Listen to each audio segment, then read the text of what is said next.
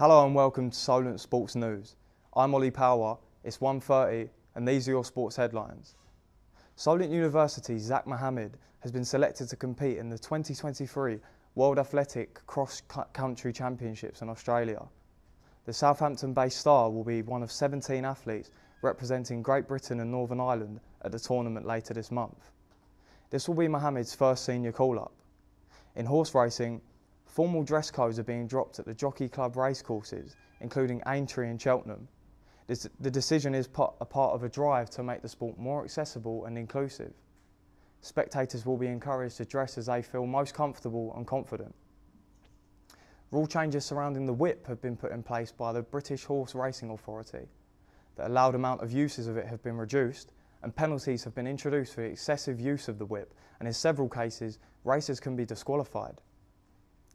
Young cricketer Joseph Eklund has been selected to play for England in Australia. Eklund plays club cricket for Dorset and the Hampshire second team, with England experience under his wing as well. This is his third tournament abroad this year after playing in Pakistan and the UAE just a few months ago. Australian world number 20, Nick Kyrgios, has admitted to pushing ex-girlfriend Chiara Passari in 2021. Kyrgios was publicly apologetic, stating, "I know it wasn't okay, and I'm sincerely sorry for the hurt I caused." The tennis star escaped a criminal record after Magistrate Beth Campbell said, "You acted in the heat of the moment."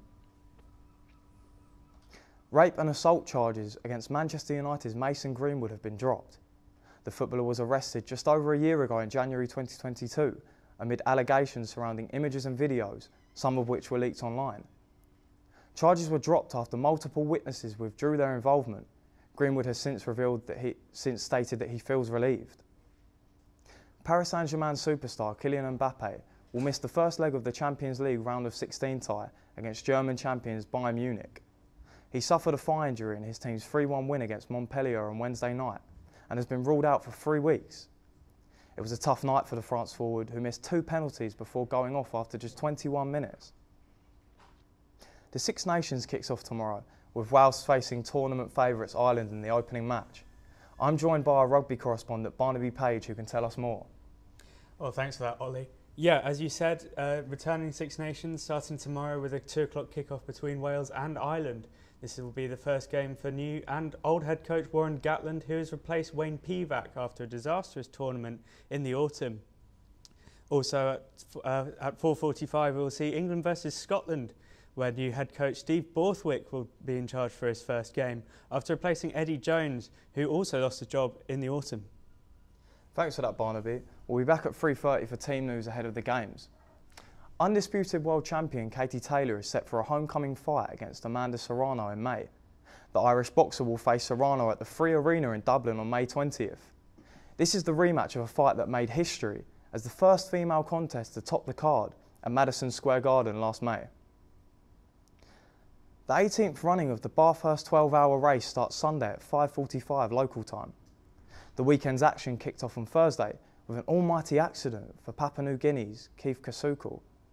Thankfully, Kasulki walked away with no injuries and his team are working day and night to have the car repaired for Sunday's race.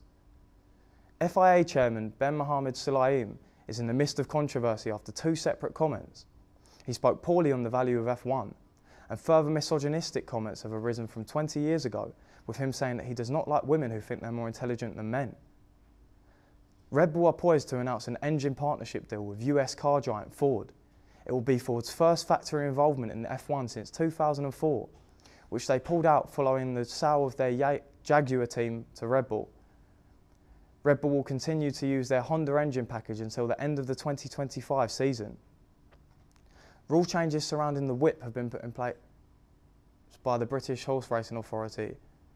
The allowed amount of the uses have been reduced, and penalties have been introduced for the excessive use of the whip, and in several cases racers can be disqualified. That's all for now. I'll be joining you at 3:30 with more news.